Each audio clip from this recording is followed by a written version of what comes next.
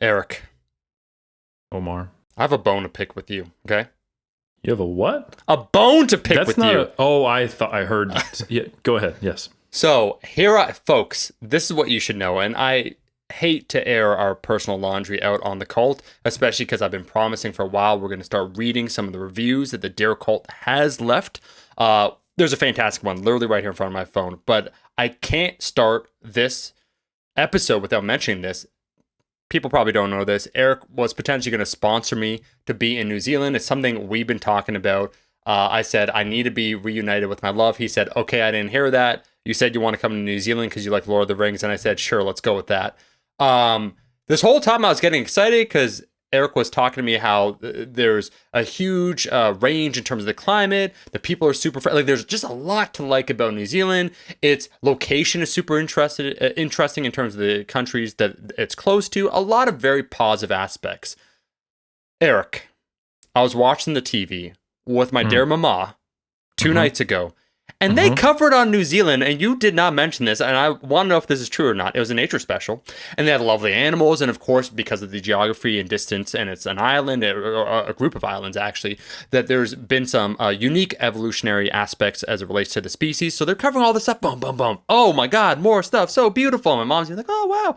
And then they brought up the fact that it's susceptible, New Zealand, to a high degree of earthquakes? Is this even true, or were they just being hyperbolic, Eric? You know I have stability issues. Well, I mean, you've probably heard of the earthquakes that really did a lot of damage to Christchurch over a short, 2-year period.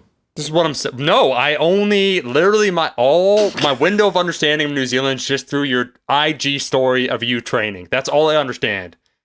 So if there hasn't been earthquakes on my IG stories, Yes. They don't exist in You New look Zealand. fine. Well, You look great, Yeah. actually. Yeah.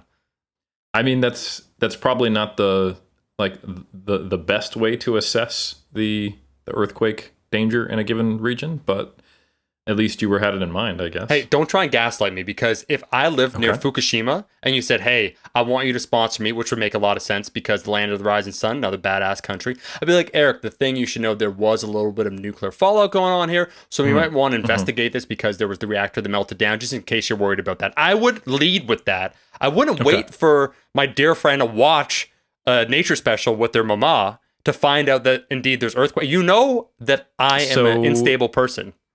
Well, I think everyone does unstable. now. Yeah. And you like stability, hence the dislike of earthquakes. But Right. So to be clear, do you know that there are there's many cities in New Zealand? So I'm learning a lot right now. I just knew Okay. there was Eric City. I'm not sure what the official name for said city, but that's the city. Doesn't exist. Right. So that's the one that do I you want to know live in. where I live? Near Khazad-dûm. I only know it according to Okay. the Lord of the Rings geography. Not but really, actually, because that was filmed in the South Island. But Okay. So I'm in Auckland, Auckland. and Christchurch is in the South Island. You did get it right that you called Auckland, New Zealand, a group of islands. Thank you. The main two are the North and South Island. Right. And then there, of course, are others like Chatham and smaller islands that make up the area. So group of islands, sure. Most people think of New Zealand as two very large islands, that are separated just by a short strait. And you've got the North Island, Yeah. and I'm about 2/3 of the way up in Auckland. And you've got the South Island, Christchurch. That's a fair bit down. So I'm not in Christchurch, if that makes you feel better. Okay. And I wouldn't consider Auckland like a really dangerous area for earthquakes. Yeah. However, it is one of the lesser understood volcanic fields. Yeah. So, and there would probably be some shaking if there was an eruption, but we'd probably be killed by hot ash and lava more likely than an earthquake. So I think you're good. It has been said, as far as I understand, that if you could see the lava, it's already too late. You're dead. So at least you wouldn't have to put up a fight and pretend like you had a chance. So I'm trying to rationalize this and make it sound positive. Also, let me just say that if I resided in Oklahoma and you wanted to move there with me, because why wouldn't you? I would say, hey, Eric, you should know Oklahoma's like Tornado Alley. So I would just be careful if that's something, if you saw the movie Twister and you had childhood trauma like I did watching it because you thought you're going to get sucked up into the sky, that's something you should consider. I'm just saying that maybe should have been something to potentially dissuade me, even though it definitely wouldn't dissuade me from joining you. That's all I'm saying. Yeah, and I'm just saying that New Zealand is about the length of California, Right. you know, top to bottom. So the fact that there are earthquakes in Christchurch has very little bearing on, you know, some place that is almost the full length of a state away where I live. You know, Eric, I can't stay mad at you. And you know, Okay. this is all relevant to the episode today, in particular, just the intro and just the review I'm about to read, because it's the latest review. I've been saying it a few times because they are genuinely funny because they take the time to write it. This is where we interact with the cult, and these are very likely people who have been listening for an extended period of time because they give references from like episode 30 or like episode 65. These are the true diehard cult members that will probably be partaking in Masculinity in Crisis, the tour, when it happens, whenever. So this is called Happy Happy Joy Joy is the title. It's by E. Buffington. Wow, that already we're off to a great start. Wouldn't you know it? It's a 5 out of 5 rating. And this individual said, I've been meaning to write a review for a while, but I've heard too much hate from my boys, and I can't stand no more. I don't think anyone can argue that the content is top notch and has likely elevated the gains of everyone in the iron culture. So enough said about that. We are likely as a group leaner, stronger, yuckier, and have collected all the hypertrophies that can be amassed.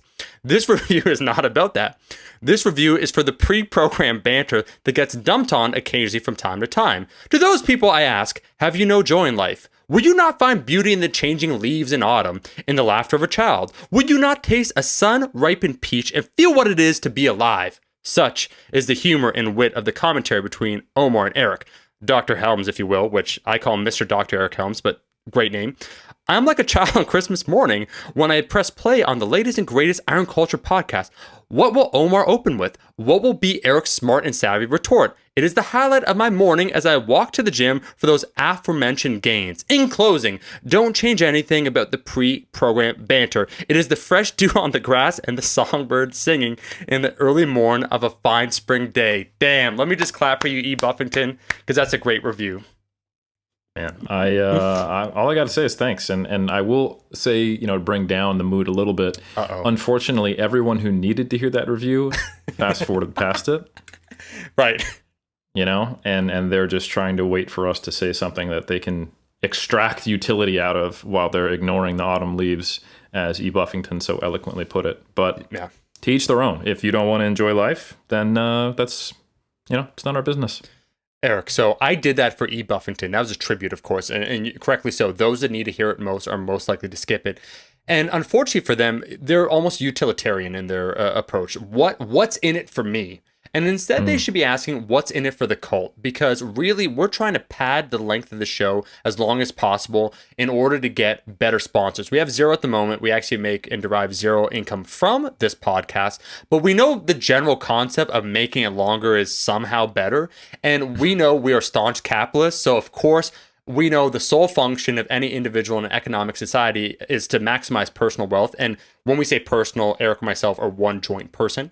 So we understand these concepts. So our different philosophical approaches are probably why we're at an impasse. Nonetheless, yeah, let's move on to the part where there's some utility and some golden takeaways and nuggets, and it's a monster episode because, you know, launching off of a previous episode, we're talking today about the concept, Eric, which, you know, we flirted with before. We've probably mentioned, I've certainly mentioned it years ago in a video because it came from a place of working with some athletes of this elusive two-a-day, where some people maybe have heard this. Like, we've heard the conversation, Eric, of high frequency or what does frequency matter in the greater context of someone's training.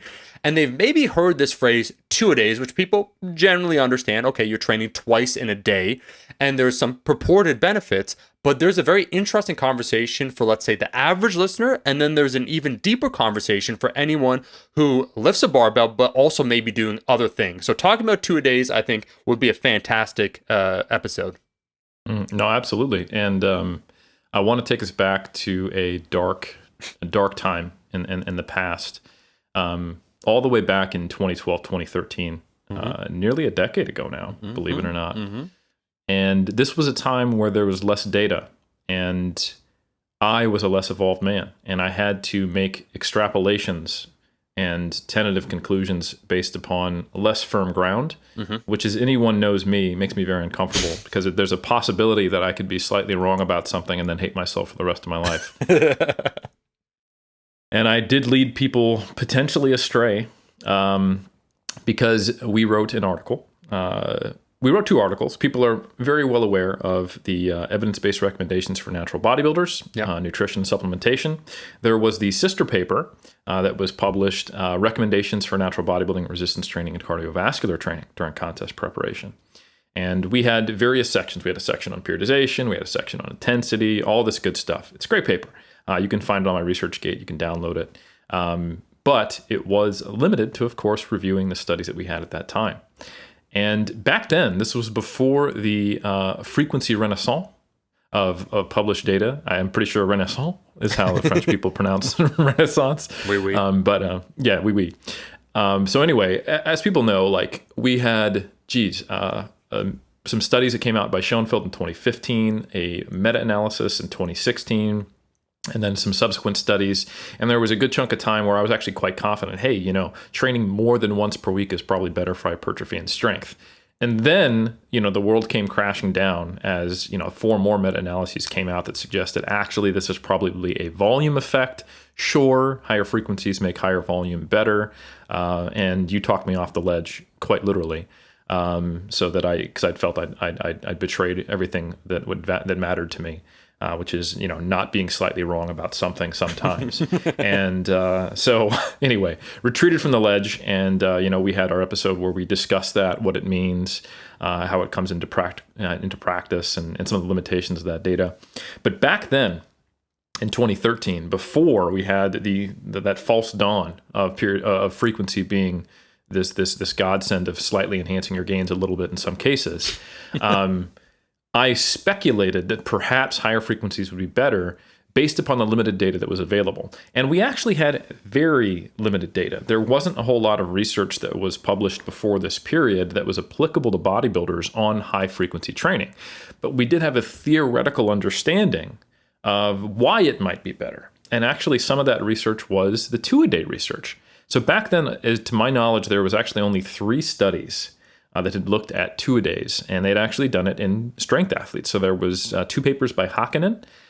So there was 1991 and 1994, and both of those were on competitive strength athletes. The one in 91 was on male strength athletes, so I think weightlifters, if I recall correctly. In 94, it was females. And they both found some relatively interesting data that leaned in the favor of the 2-a-day training that was with equated volume. So I think that's kind of cool. So yeah, they had a 1-day training group versus a 2-a-day training group. And then in the 94 one, they had a 1-a-day training group with 6 lower body sessions. And then they had a 2-a-day group with 3 lower body sessions, but they doubled up on each day.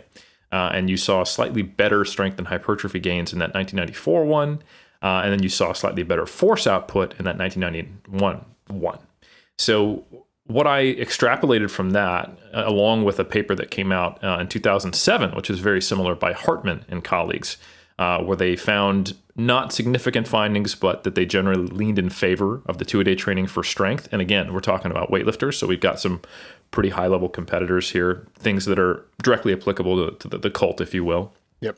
Was, hey, there may be something to the idea of preserving the quality of training by increasing frequency. And I still think that's the case, of course, but there's typically no real rationale for, say, a bodybuilder or in most cases a powerlifter, when you just think of it at face value and the typical logistical constraints and the levels of volume we need and the number of things you have to get good at, to go to the gym twice in a day, right? Yeah. When we think about athletes who train twice in a day, we're thinking about athletes who have multiple performance requirements on them. They need to have a good endurance base. They need to be fast, agile. They need to have specific skills. They need to do a lot of actual practice, And for powerlifters, the practice is interlined with the strength and conditioning, But if you need to get bigger and get stronger for, say, rugby or American football, but you also need to be good at running plays and coordinating with your team and responding to things, then of course you're going to have more demands on you. So it's not uncommon at all for certain periods of time for team sport athletes to train twice a day. Or you could say train once a day and practice once a day. So that makes sense, but it's kind of a harder sell for bodybuilders, powerlifters, and not a hard sell for weightlifters, which is interesting. And I think that's probably why all these studies looked at it, because weightlifting is such a high skill version of strength sport. And you can, of course, use lower loads. In addition, you're almost never performing the eccentric on the main lifts. You drop it, so there's a little less muscle damage.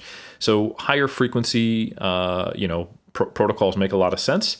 And they're also movements that break down with fatigue. So you're not typically doing sets of 5 or 6, so you're doing multiple sets of 3. So there's this high time demand, and it's not a very efficient use of time. So I think the question really was for me, well, am I going to say based on this data that bodybuilders should train twice a day? Probably not. But I will say, hey, we don't have a lot of data on high frequency training, but this does make theoretical sense, and take a look at these studies. And that was actually before all that frequency research came out. So that was the first time I was really exposed to the concept of 2-a-days, but it was always intriguing to me. Like, is this a way to be able to get more volume in with better recovery? Because maybe that's the bottleneck. So anyway, that's kind of the history. I'll leave it there, Omar, but we can obviously, there's been more research since. There has been some studies that were published in 2018, 2020, 21, and 2022, which are intriguing. But I think before we dive into them, we should probably just talk about, like, when is this even something that's reasonable to do, as someone who's maybe not a team sport athlete. But that's not to say that all people who lift just lift. So, yeah. Eric, and unlike yourself, who is incredibly uncomfortable being even minorly wrong, I have no problem being grossly incorrect, because I'll just say I never said that. But I will say, I will say I 100% concur with you, man. Where I get the allure of the 2-a-day training. It seduced me damn near a decade ago. Maybe it was an E. Helms making some recommendations. Where I think, for gym rats, I get the appeal, like, and then you talk in the face of the potential evidence and the utility of it, and we have these conversations like quality, or like, personal, like, personally, what do you derive from your training? And as a gym rat, like, I remember in 2012 where I was in a new environment, that even if I faced, and it's kind of become a meme, the concept of the neutral positive, like, let's say it's like neutral at best, maybe slightly positive, or maybe even if it's neutral, slightly negative compared to just consolidating all your volume into one session versus splitting it up. When you're a gym rat, I went to that new environment. Let me shout back out Fortis Fitness. And we moved for a little bit, a few months where we're between houses, to a place, Eric, that was like, man, it was a 5-minute walk. And so for a period of 2 months with my brother, I went twice a day. That Omar, a decade ago, who was loving the new gains, and there's like so there's many things going on at once. Even if I faced contrary evidence, as long as it's not overwhelmingly condemning it, and it's clearly not a good thing, just being in that environment and then preserving the feeling, the ephemeral feeling, like each session, because you split it up a little bit, the volume, that you just feel on, and like your day is kind of structured, because I'm still working for myself. That I just want to say before we go on, and when you define for non-team sport athletes or athletes where there could be utility, that from the outset, I immediately saw it's something to me that was seductive when you said that, like from a decade ago, that you saw it for yourself. And I think as a true gym rat, yeah.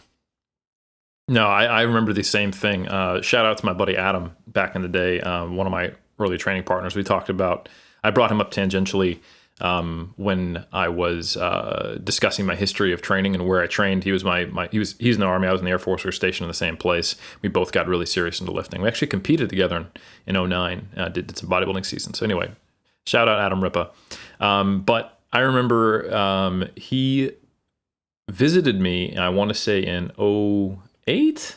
I can't remember the exact year, but we hung out and we trained 2-a-day for like the week he was around.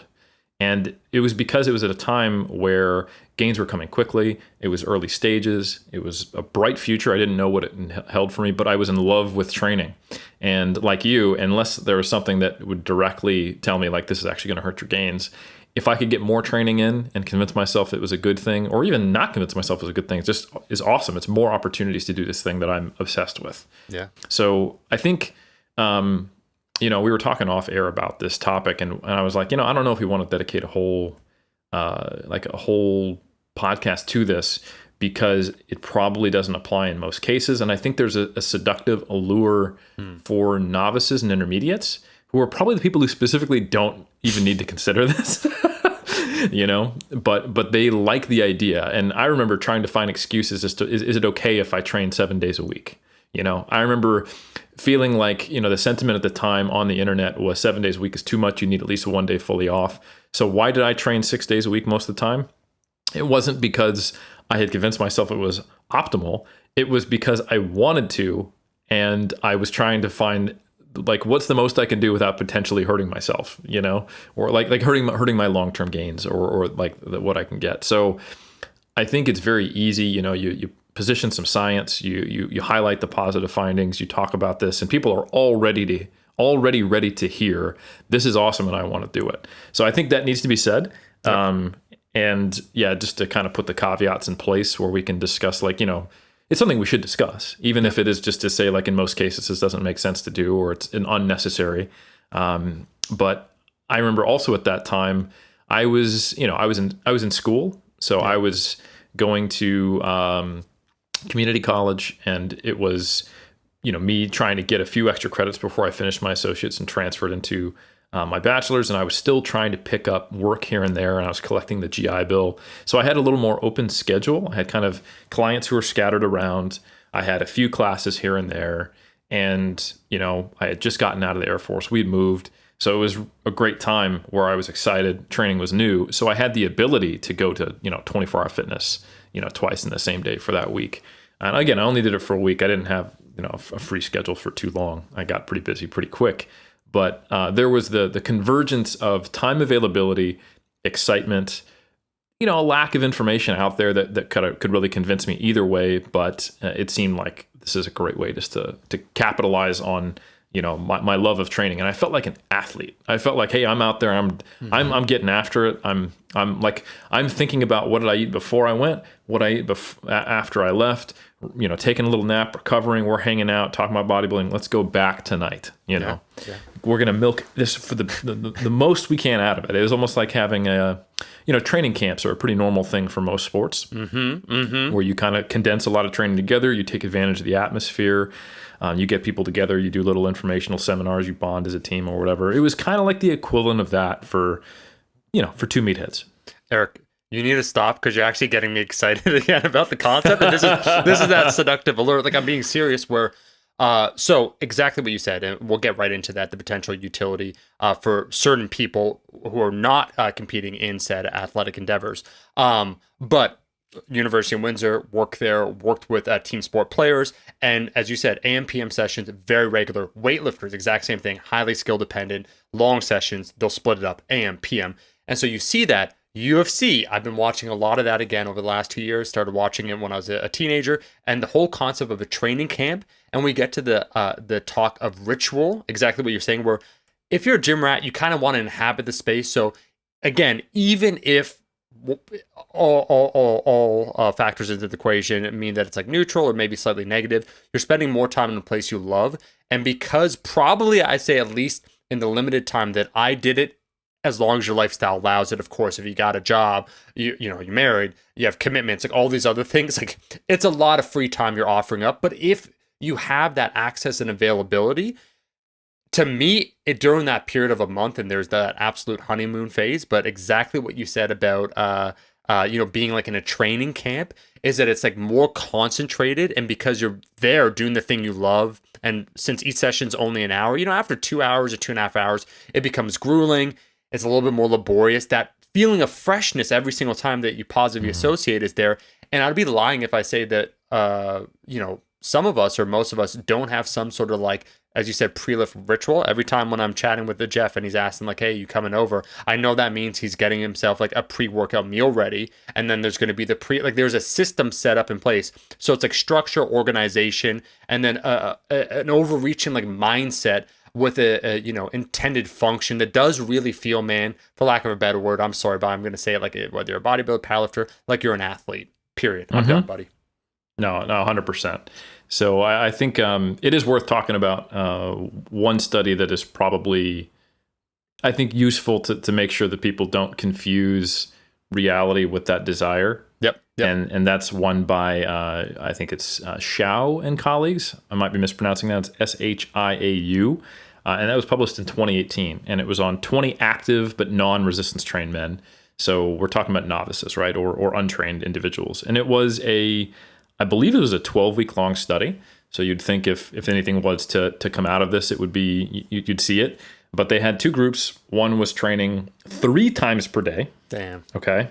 And one was training once per day. And the only difference, they had an equated volume approach, was that in the 1 times per day group, they did 3 sets per exercise. And then the 3 times per day, they just did 1 set per exercise and just split it up. Yep. And there was no significant differences between groups for I think they looked at fat-free mass, cross-sectional area, the quadricep, bench press, and then one other performance metric. It might have been like a Wingate or something. And so, I mean, that kind of tells you like probably 2 things there. Untrained people, you just don't need that much to maximize what you can get out of it. And 3 sets per exercise, that's not like a crazy volume that after my first set, I'm toasted. I got to wait 4 hours to do it again, So there is I think people just need to not look at 2-a-day training or 1-a-day training as, is it good or bad, black or white? Is this better? It's like, well, it's a tool, right? So if we were to utilize multi-time training per day, in this case, 3 times per day, you would need to have a justification for it. I have to get a lot of volume done to progress at this stage. Maybe that's the first one of the requirements. Secondly, there's a recovery demand from what I'm doing that can be positively influenced in the matter of hours, right? And efficiency is something that I can use to potentially leverage better gains. So, like if those things aren't in place, why would you expect to see a difference? And those things are typically going to be associated with more well-trained people. Or another example would be someone who's like a CrossFit competitor. Like I am training to have these multiple domains of fitness. I need to be strong, but I also need to be explosive. I also need to have a great deal of endurance. And maybe your traditional CrossFit model is to train that all in one session, your WOD. Yep. That's what most boxes would do, at least for novices or your average person coming to class. But let's say, you're someone who wants to actually compete at a high level or take it as far as you can in competitive CrossFit. Would you still use that WOD model? Well, anecdotally, and actually there is some survey data based on this, at a certain point, CrossFit competitors do start to use periodization, despite what, some of the prior era, because some of these folks are no longer involved with CrossFit, would preach against that. Yeah. And definitely go back all the way back to when we were digging in the crates and check out our great episode on CrossFit, where we had some not only a high level CrossFit competitor, but also one of the more influential minds in that space of quote unquote, functional fitness training, if you will. But anyway, I would say, like, if you're not close to a competition where you don't need to train quote unquote specifically for CrossFit, which would be I need to be in shape to do all this stuff at the same time. So maybe there is some value in doing strength work or power work under fatigue. In a WOD format, what would probably make the most sense is for performance, is improving these domains by separating them a little bit. Like you might have 2 sessions a day, because CrossFit is about density. How much volume can I get done in a short period of time? But I also need to be able to be strong enough to hit like the top end of that ladder of cleans or what have you. Or there might be an event that is just who can squat the most or what have you. So anyway, it might make sense for someone like that to go, hey, the fatigue I have from this run that I'm doing will significantly dissipate in 4 hours. And it will not affect my strength work as much. And now we have a rationale, So I think there are definitely cases where those assumptions can be met, and then there's a rationale for it. But if they're not met, it is probably just not going to do anything for you, except it might enhance your enjoyment and maybe your performance through that mechanism, as we both have starry-eyed talked about the feelings of being in a bodybuilder training camp. So for sure. Eric, let me ask you this. So now we get to the consideration, because we're talking about the home gym boys.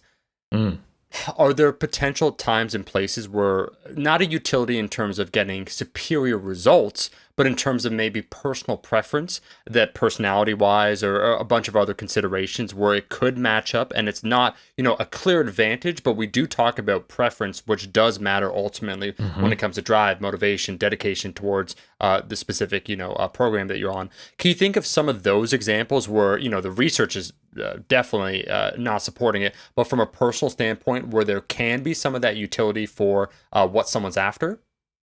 Absolutely. I think this is something that logistics will sometimes independently and on their own be a reason to consider training in this format or something like it. And I have been in situations a couple times in my life where that was on the table, or it's been something I'd recommended. I actually recently interacted with someone on, I want to say it was Instagram, and they were sharing, hey, I'm in the middle of my PhD program or master's program, I can't quite remember.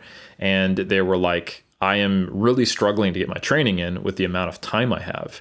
And they were, thinking about, and they were sharing that, hey, I've been doing like these 2 days of the week where I have the time. I've been doing these 2 to 3 hour workouts and trying to get all of it in on those days, and it's crushing me. And I had the exact same experience during my PhD. I went through a period where I was collecting data, and I was doing, and this is not before I went out to Florida to do my training study, but I was doing a different study where I was having to go out to all these different powerlifting gyms. So I was spending like three hours a day in traffic, and then multiple hours at these different gyms, sometimes in the same day. So the only thing that made sense for me, instead of trying to train on the days where I didn't have participants, which, because they were always on either like a Monday, Wednesday, Friday, or Tuesday, Thursday, Saturday schedule. So if I happened to have a week where I didn't have participants on both of those schedules, or if there was a lighter day, Tuesday, Thursday, Saturday, I would just train, for a large block on 3 days. I tried that. It burnt me out. This was also during a time where I was training for both weightlifting and powerlifting. So you can imagine 3 days a week trying to get in the requisite amount of work to improve in both sports simultaneously when I'm already relatively well trained in powerlifting. Yep. I was getting trashed, really trashed. Yeah. And I was getting weaker. So what I started to do was train every day for 30 minutes. And it ended up being roughly the same amount, but all of a sudden I was able to make progress again. I was happy. My body was not aching. And it made me think like I'm actually in this building where downstairs there's a gym all the time. My desk upstairs where I'm doing my PhD, I can just go downstairs, right? And on the days where I'm not in this building at all, and I'm just traveling to these different gyms, guess what they have in gyms? Workout equipment. So like I can do the same thing. So like, for example, shout out to Get Strength, great powerlifting gym in the Auckland area. A lot of good folks there. I was collecting data there, and I would get I would finish my squats after my first participant. I'd have 2 participants, 3 hours later, I would knock out bench. Yep. And that wasn't uncommon for me at all. And I did a similar thing when I went out to Florida, when I was collecting data in Dr. Zerdos' lab for my training study. There was 5 combo racks in the room at the time. The lab's advanced a little bit since then. It's a little bit different now. But so we would sometimes, I'd say the normal thing to happen would we'd have 3 to 5 participants going in at any time. And we had at least one research assistant or myself or one of the actual investigators with each participant, and then one floater, and ideally like 2 people per person. So it was a pretty crowded room. And then once we didn't have any participants, or we only had 1 participant, and we had enough people could have the opportunity to actually train while the research participant was there. Typically, we would wait till there's no one actually there, but sometimes we'd have enough staff for someone to actually be training, and then someone else doing the study on one of the other racks. So if I wanted to get all my work in, and considering this is we got a 8-week study done in 16 weeks, that's lightning fast for those who don't know for research, and that's because we were having that time efficiency. I wouldn't be able to get through my whole workout between participants, so I'd have to wait till the next participant break. So sometimes I'd be getting some sets on my squats at 10 a.m. and then some sets on my bench at like 5 p.m. Yep. So these are the circumstances where I did 2-a-days, and it was not at all because I was like, hey, let me maximize my gains. Sure. It was because I was in a situation where I didn't have a long enough time period to get through my workouts in any given single time window. And I just happened to be literally in the same room all day with a bunch of weight equipment, or in the case of when I was doing this here, 2 stories up. So I think if you're a personal trainer, if you're in an exercise science lab, if you have a home gym, like we were talking about last episode, these are the times where you might find, like actually I've talked to some new parents who are in a similar situation. Like they just don't have that much time. Like they don't have large blocks of time, and they find it's less of a burden on the other parents or on the needs of the children or just the household duties to be like, let me get some sets in for the next 30 minutes. And then they kind of have like, here's my list of things to do, and I get it done in the openings I have. And I think that's a viable way to do it. And I think it's probably better than trying to like cordon off this 3-hour block of time that inevitably, you're kind of feeling like, are they resenting me, or is this taking away from time? And, and also you're pretty much unable to do anything afterwards because you've lumped so much stress into one sinkhole that you're ineffective even afterwards for life. So I think it's an interesting logistical situation. And most bodybuilders especially kind of have a mindset of, well, you can't do that. Like the session needs to be hard. You need to accumulate some fatigue. So they kind of write that off as an option, even though they probably shouldn't or don't need to, or don't realize it's an actual option, just because it goes against kind of the cultural mindset of the way you're supposed to train. Eric, what I love is that you're a problem solver. You had a situation, you managed to find the solution. And in our hypothetical tool belt where we talk about volume, like it's one of the tools, we talk about intensity, proximity to failure, all these really large considerations, frequency in this meta conversation.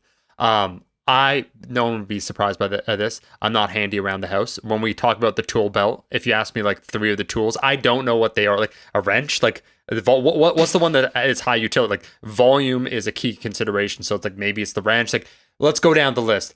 Okay, so the frequency is maybe a screwdriver, and like 2-a-days. How there's different screw heads, and then whatever the one that's like not used at all, but you still definitely need it because occasionally you order from IKEA something that needs it. That's like 2-a-day in the tool belt. So it's like it's there. It's just something that you probably will not be using in any situation, but it does have, should you order and have something hyper specific, a utility behind it. Yeah.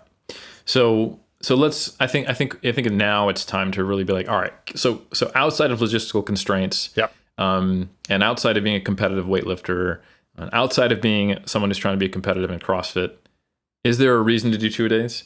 And the answer is maybe. So there's a cool study by Correa and colleagues, which came out in 2021, and it actually met some of those assumptions that I was talking about, where we probably didn't see these effects in Shao 2018. And again, my apologies if I'm mispronouncing that. So this study, titled, if you want to look it up, Twice Daily Sessions Result in Greater Muscle Strength and a Similar Muscle Hypertrophy Compared to One Daily Session in Resistance Trained Men. The title gives us hope, gives us interest. And the reason why is they actually had trained individuals. So they had 18 young men between like 20 to 30, and they averaged 3 years of prior training experience.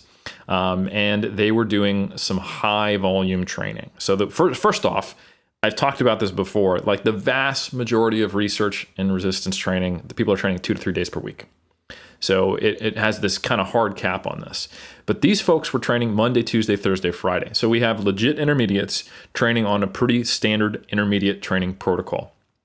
And in the one daily group, so they're only training one session on each of those 4 days, they were doing high volume. So I'm just going to go through this protocol just so you can be kind of blown away by it. So Monday, bench press, 8 sets of 8 to 10 rep max. Okay. Dumbbell flies, 8 sets of 8 to 10 rep max. What? Okay. Cable triceps, 8 sets of 8 to 10 rep max. Okay, now you're, oh man, my upper body's toast. Parallel back squats, Bro. 8 sets of 8 to 10 rep max, followed by leg extensions, 8 sets of 8 to 10 rep max. Gotcha. Okay. Wow. So that's what they did on Monday. Tuesday, same thing. I'm not gonna read the sets and reps out each time, but lat pull down, straight arm pull down, biceps curl, and lying leg curl. 8 sets of 8 to 10, except for lying leg curl is actually 16 sets. Because they're getting 40 sets total every single training session. Jeez. Correct. So it's 40 sets per session, and they're trying to get 16 sets per muscle group per week. So since the only hamstring exercise they were doing was hamstring curls, they did 16 sets of hamstring curls in a row in one workout. Of course. Totally reasonable, right? So you're probably thinking like, okay, that's great that they're doing a high volume, Eric, that might be comparable, but the distribution's kind of wacky. Are they stacking the deck in favor of 2-a-day? Maybe is my answer. So I think we do have to remember that when you look at research protocols, we're trying to ascertain the answer to a question, not to necessarily perfectly replicate what will be done in practice. And you're balancing control with ecological validity. So just keep that in mind, all right? Anyway, Thursday, we're going back to that very similar protocol with what they did on Monday. Okay, it's the same thing: bench press, flies, triceps, squats, leg extension, and then Friday again they're repeating the second session. So they're doing 32 sets in total, and it's for each muscle group. I said 16 before, but that's per session. So they did 16 sets of lying leg curls on one day, 16 sets of lying leg curls on another day on Tuesday and Friday. So all that the two-a-day group did was they just split into an AM, PM, and just cut the sets in half. So that means instead of doing 8 sets of bench all in one session, they did 4 sets of bench in the morning, 4 sets of bench in the evening, 4 sets of flat flies, 4 sets of flat flies, etc. 8 sets of leg curls, then 8 sets of leg curls later. So you can just look at it and be like, okay, these sessions are far more reasonable, you know?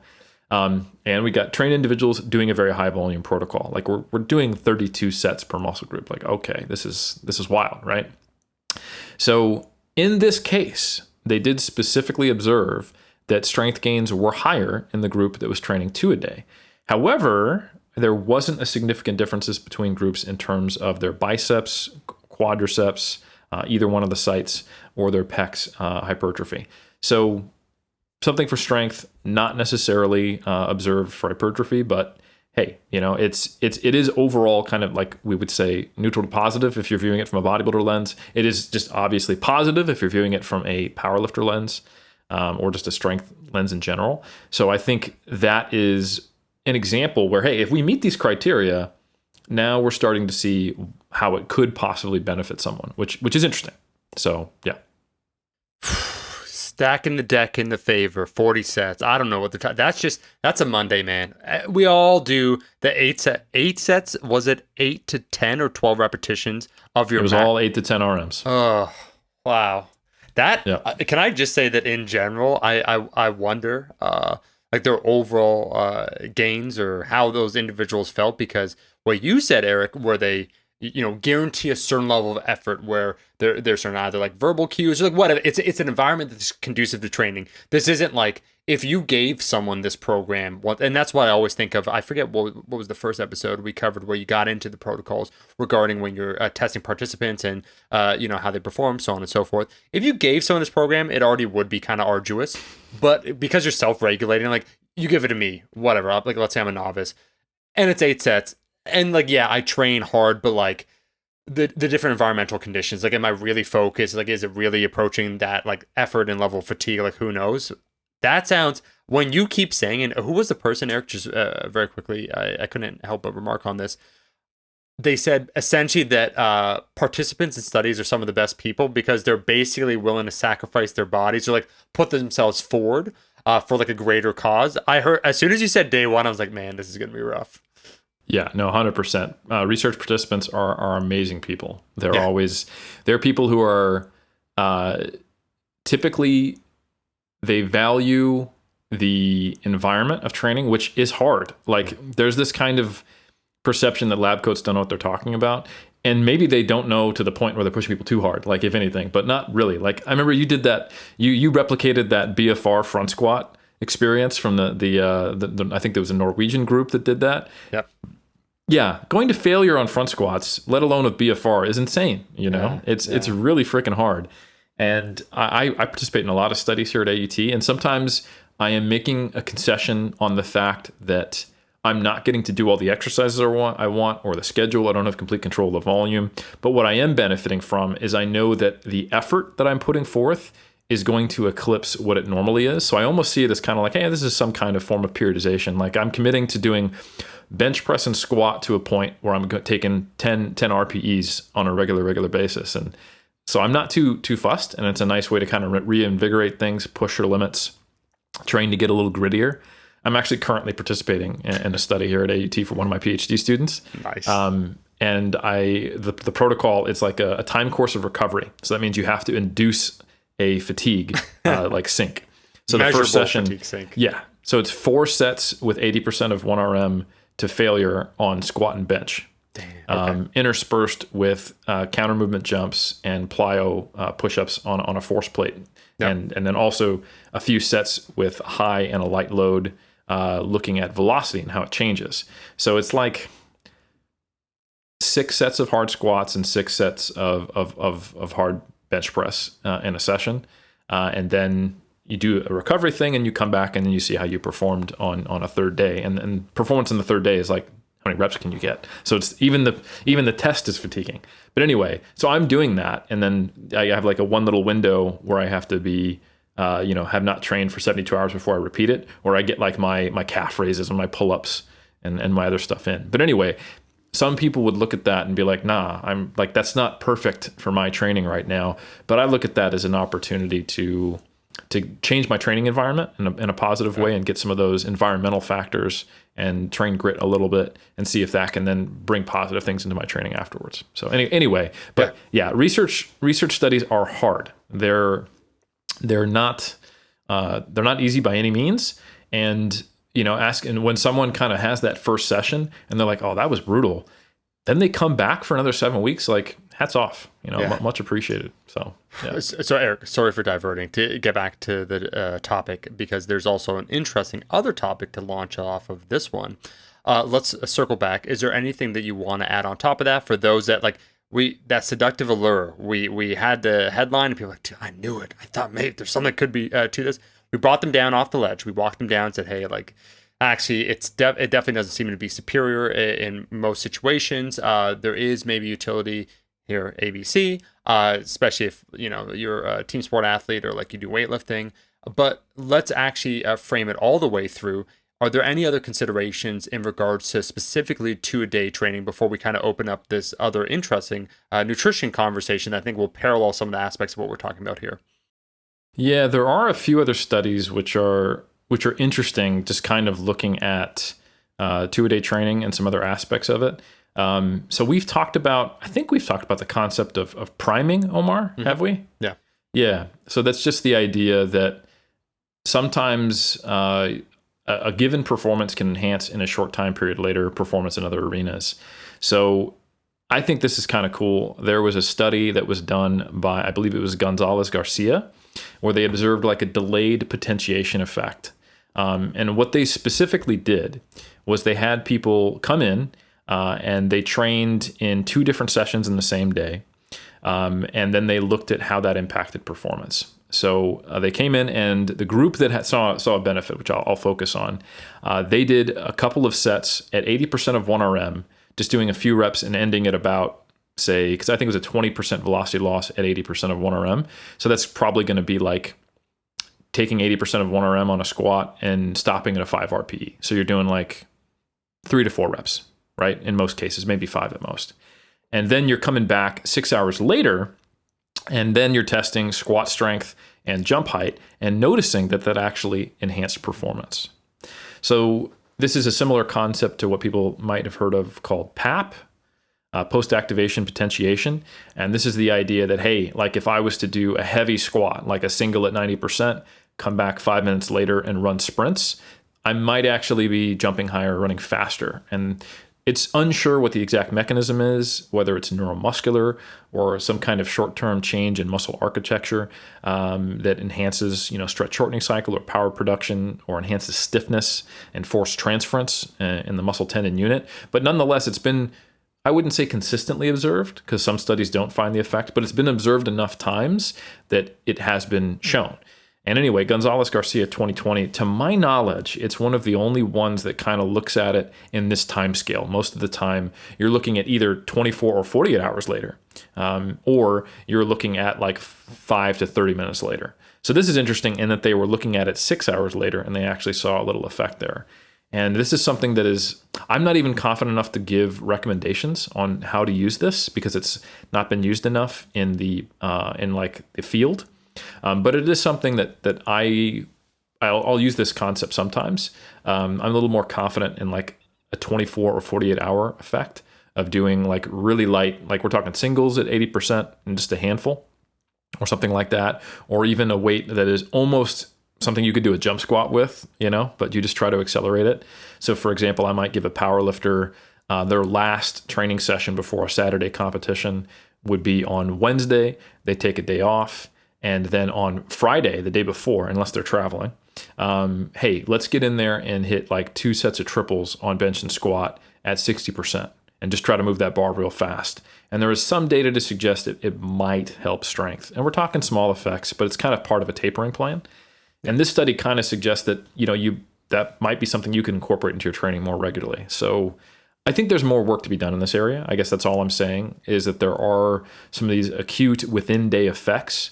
That's a very different concept to I'm going to come in and do, 8 sets in the morning and 8 sets in the evening just to split up my volume. More so it'd be like, all right, I'm going to come in the morning and do something that should help me perform better in the evening. So you would approach them very differently, right? Yeah. And the latter would be something you probably wouldn't use as a bodybuilder, while the former you might consider it. But the latter is something that you might consider as a CrossFit competitor, weightlifter, or power lifter.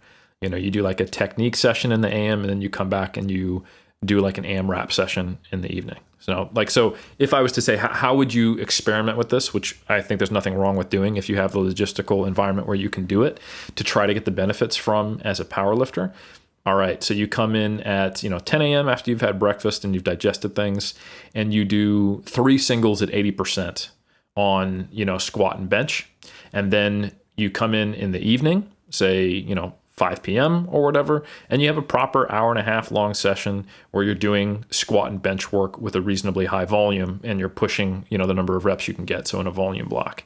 Or you're just going, so it could be like a hypertrophy workout, or it could be like a strength workout where you're actually trying to push like a new 3 to 5 RM or something close to that. It might enhance that performance. So that could be a strategy in the way you set up those days. Would you do that every week of a microcycle? Maybe, maybe not. I think it needs to be integrated into the overall plan, but it's certainly I wouldn't be like, oh, don't do that. Like there's some limited data that would suggest that would be something you could play with. So anyway, yeah, the two potential practical applications here for our just straight up lifters, before we maybe talk about other types of athletes or go more into depth on the CrossFitters or talk about nutrition considerations if you're doing this, would be, hey, if you're pushing through a high volume phase of training, and you have, and you're a personal trainer or you have a home gym, it might be worth giving a shot to see like what would it be like if I split this up into 2 sessions. I wouldn't expect a whole lot of additional hypertrophy based upon the research. Like I said, that one that was leaning in favor, it just showed the effect on strength. But that, the fact that you're able to maintain higher performance for longer could accumulate over time. Maybe it takes longer, but I wouldn't expect much out of this, but it could be something. And then, like I said before, for the strength athlete, it could be an opportunity to divide up your technique work, quote unquote, with the strength and hypertrophy session, and actually maybe get something acutely beneficial for that strength or hypertrophy session from said technique work. So those would be the 2 potential applications. Eric, I'll just say this in closing, because we're skipping the CrossFitters. No offense, we're going to the nutrition aspect that I want to say. Well, ironically, they're probably the ones who would need to think about the nutrition aspect based on the type of 2-a-days they'll do. So I'm going to help them out on it. You can't stop me. Man, I'm right back on with that allure of the 2-a-day with this new garage gym, in that I find for myself personally, as it relates specifically to the squats, because it always feels like a little bit of a foreign movement, the concept of balancing the bar, like the center of mass, so on and so forth, that the more exposure I have, the better I respond, and the more I could break that up, where it's like a dead. I think that's elegant in its division. So let's say you do a squat, not always, but just let's say if you want to throw in a little bit more isolated practice work, so technique work, before, so AM session and the PM session, because sometimes even if I do the warm-up or whatnot, sometimes squats just feel a little funky, and so it takes a while before the technique clicks. So affording yourself, and because I have the opportunity, like I'm giving a hyper-specific example here, but I can think of 2 situations, to practice basically in the AM, and then by the PM, at times that I've done that, the body just feels more acclimated to that movement in that day session. It's kind of like, I could use that music analogy, someone with not great pitch, like if you don't practice it in the morning, let's say you don't like tune your ear to like a keyboard, and all of a sudden you got to sing or something, you have no like tonal center of what's going on. So in the same way, so one, I like that immediately, on occasion, who knows. But the second thing I'll say quickly, Eric, as you joked about with the a little bit of the elbow situation I had, the osteochondritis potentially, is that there is a theoretical, not like, it's like the intersection of like volume and proximity of failure, that thankfully now I could do the overhead press, I could use a straight barbell, I could do the bench press, but there is a total amount, let's just say, of work that if I do air collectively, and it is like an intensity threshold, like sometimes I get away with volume, that it just starts getting a little angry, for lack of a better word.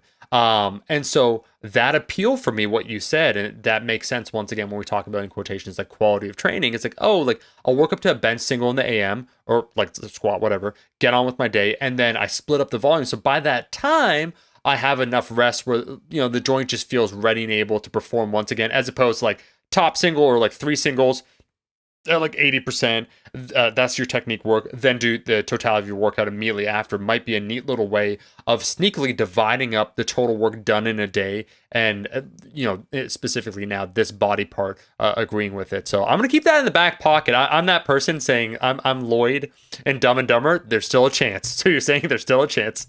Well, Omar, I'm going to make you feel like that chance is even maybe larger than you thought, because you actually perfectly segued to something. What's wild, folks, is just the simpatico, the mental wavelengths that are being transmitted across time and space Stuck together, from the baby. top of the globe in cold Canada to the bottom of the globe down here in opposite season New Zealand.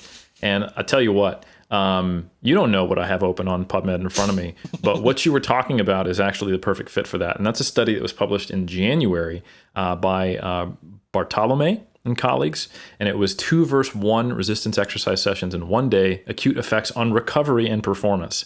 So it's very much, we were talking about priming, we were talking about long-term adaptations. This is kind of something related to both of them, and it's basically the time course of recovery and the amount of fatigue that's accumulated when you do the same amount of work and you look at short term. So the reason I didn't talk about the study before is they weren't looking at long-term hypertrophy. They did look at muscle swelling, just acute changes over 48 hours in pec thickness, and they looked at power production in a bench press throw, as well as isometric bench press strength to get a little more idea of static strength. But what they did was they had these 2 groups. One group did 8 sets of 10 reps at 70% of one arm on the bench press, all in one session. Okay.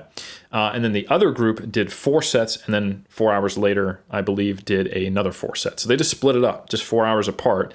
And then they tested these metrics that I mentioned, muscle thickness, which, normally we use that to assess hypertrophy, but when you look at it over a short time period, it's muscle swelling. That's basically the amount of edema. It's a proxy for muscle damage.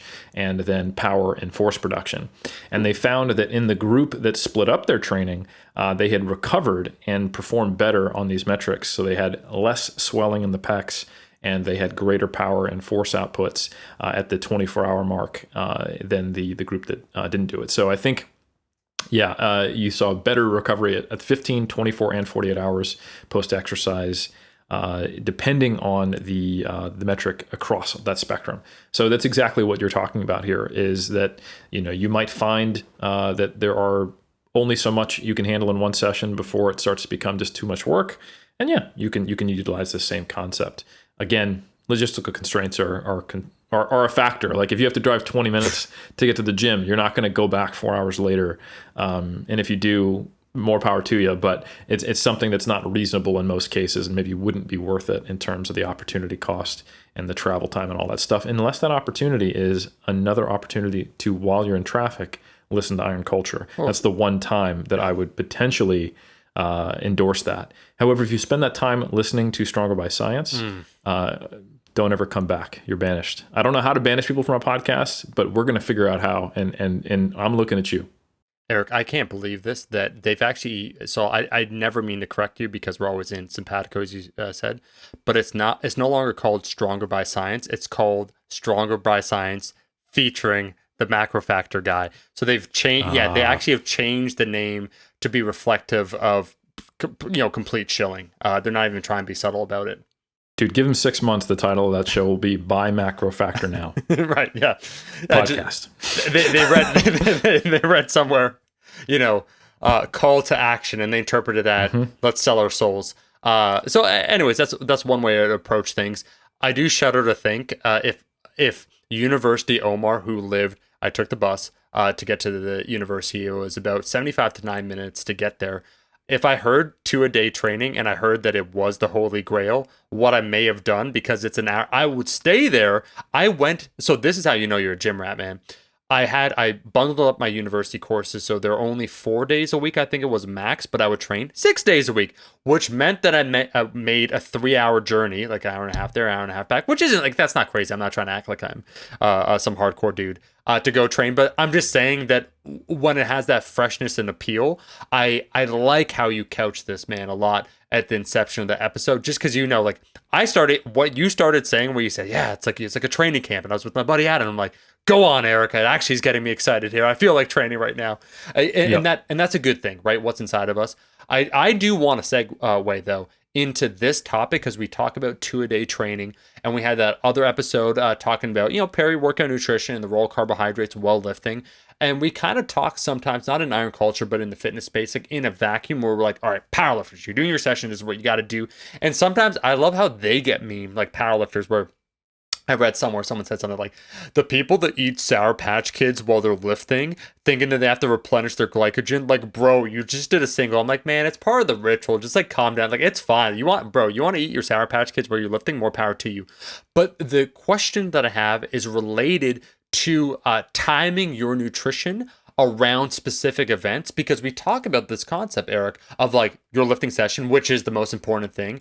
But even just now, like, there's someone, shout out to Jacob, a buddy of mine who lifts, but recently he was at the Iron Culture episode featuring Mike Zordo's endurance-based training. Would you now know, Eric, he gets 40 kilometers, so probably like 20, I want to say 25 miles, something like that, of endurance-based training running throughout the week, in addition to his lift. And that's not even uncommon. I have plenty of friends that play soccer. They're marathon a week. Man, what are you doing with you're literally, it's just like, hey, here's some, if your muscle was money, you're just giving it away to people on the street for free.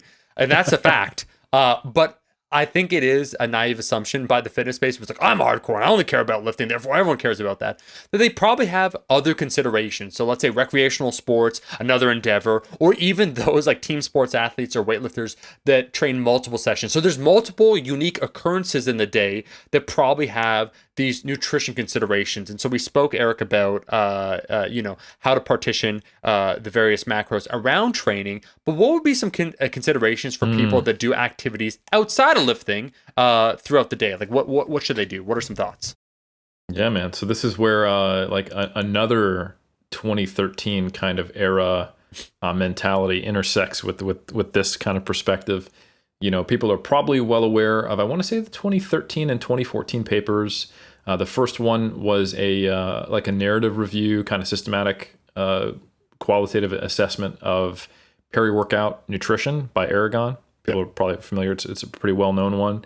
And, one of the conclusions and what you would hear him and others say once they kind of looked at the data and this became part of the zeitgeist was, outside of like multi-stage endurance events, you probably don't need to worry about glycogen replenishment for a given session, because glycogen only depletes X amount. You're typically not training the same muscle group on back-to-back days, and your total energy expenditure isn't that high, right? So they're stating, here's the model, here's the idea of why someone would have a post-workout carbohydrate meal to replenish glycogen. Here's when that is used and the folks who use it. And we see that does not apply to resistance training, right?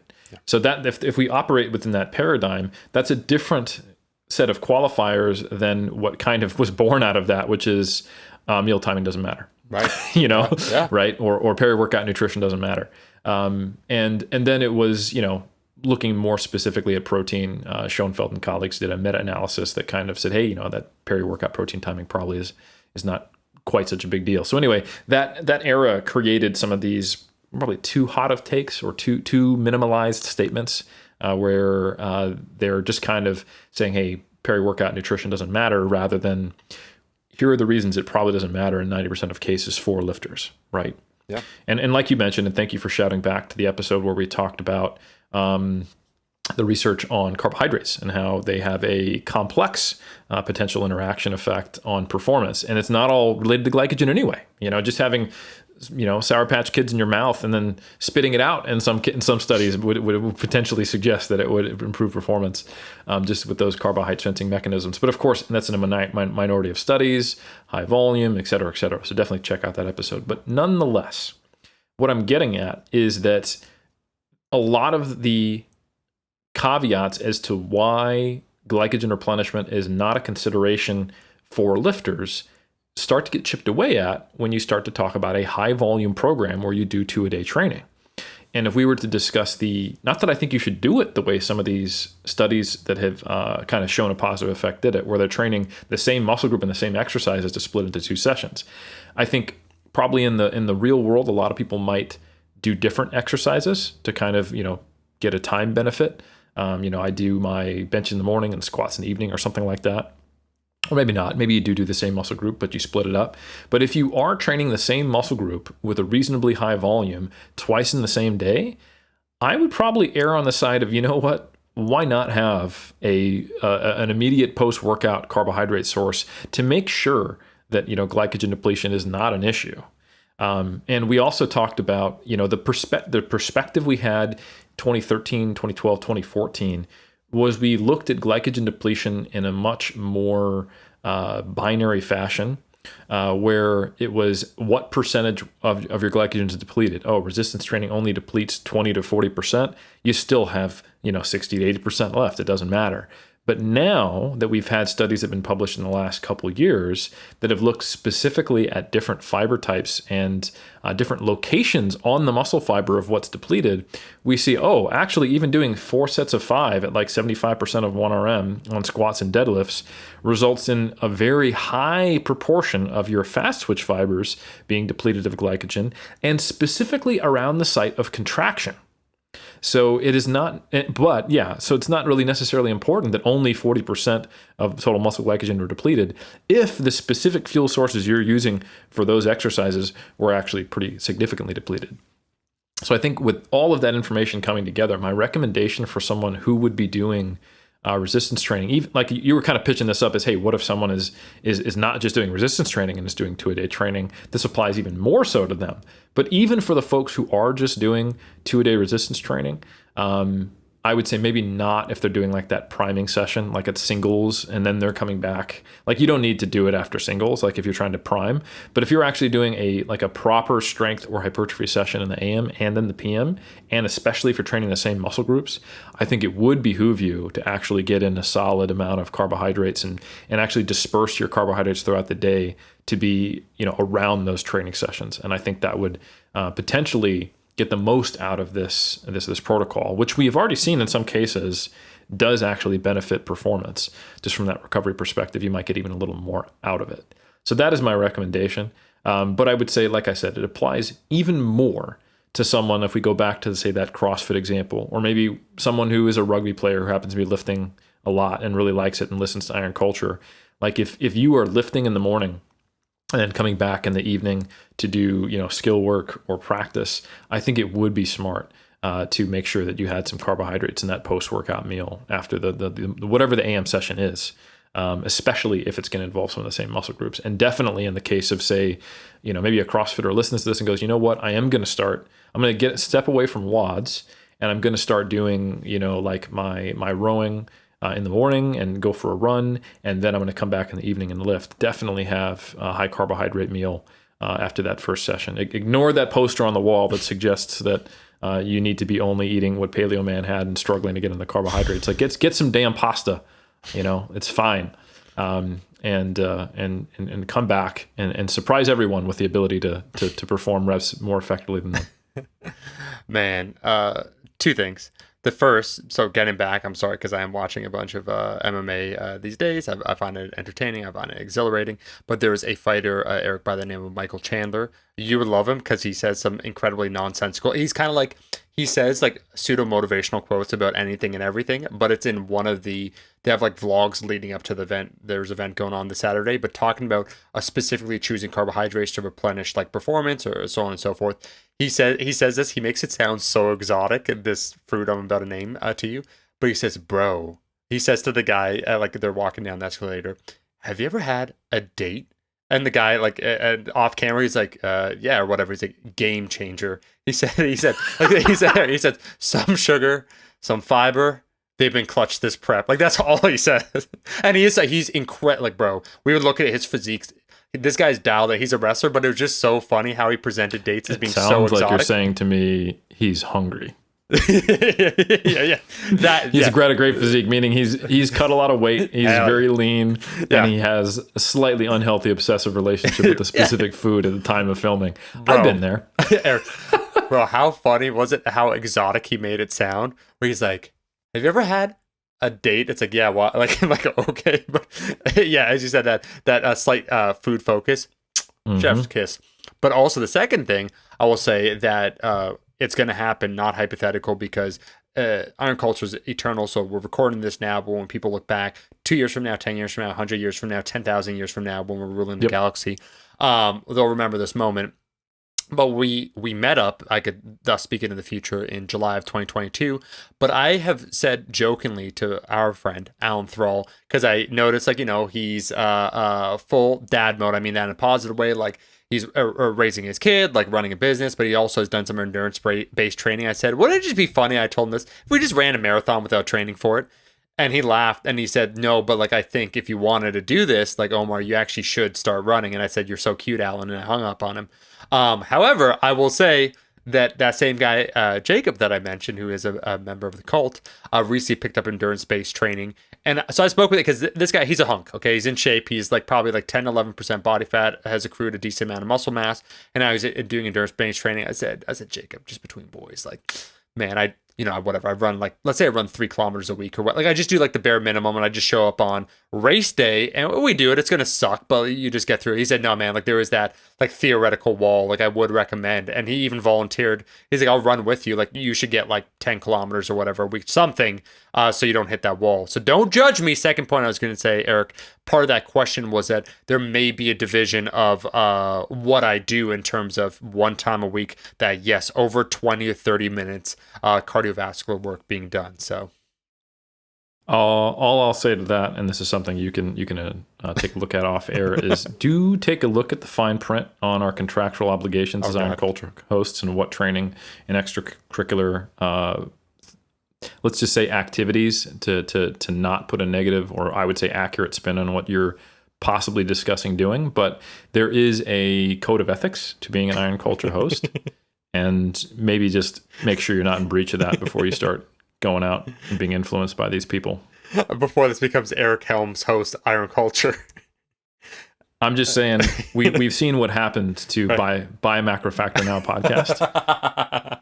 And all I know is that shortly before it got to this, this hellhole of a situation, there was a certain road to Athens that was undertaken by one host, which also resulted in injury, from what I understand, based upon, not that I listened to the podcast, I never would, but what I've been told has been shared on there. So, wow, there's peril in these waters, my friend.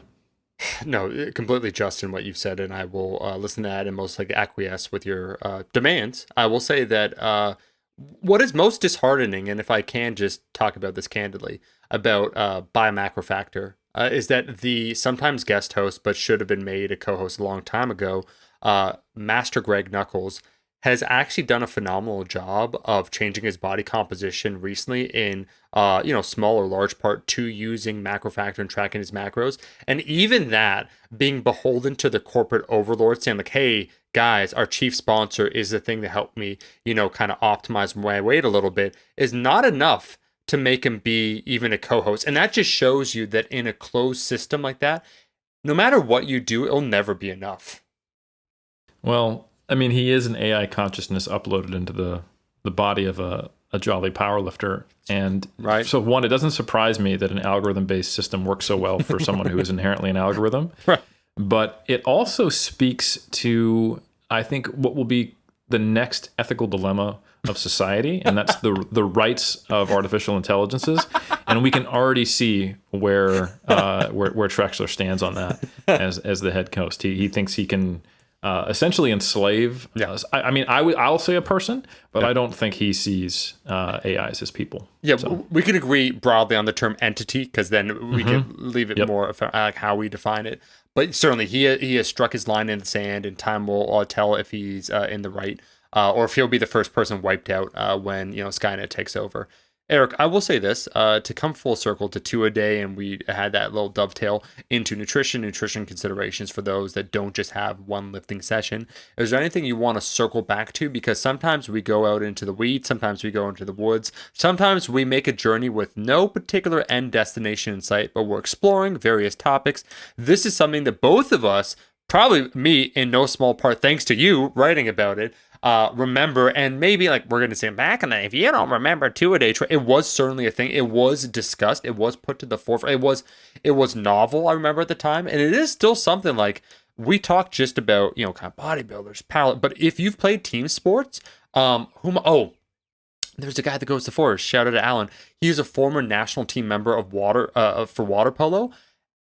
Guy had, what did he say? He said I don't want to miss 16 sessions a week, which obviously implies 2 a days, but then maybe sometimes 3 a days in the most compressed, let's say like leading up to nationals or like world competitions. So it's not unusual for people outside of lifting to experience these things, but to like us bodybuilders, like, oh, 2 a day, you don't say.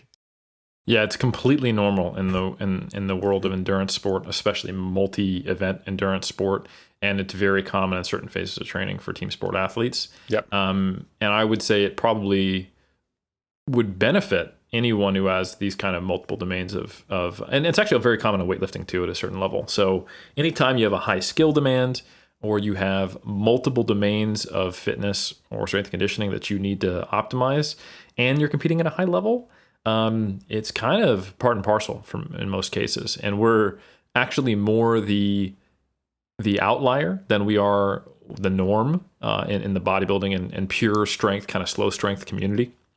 That there's no real rationale for doing it in most cases. So yeah, I think it's just at the very least, this should be kind of an interesting look into a different paradigm of thought around training that a lot of bodybuilders and powerlifters don't really see.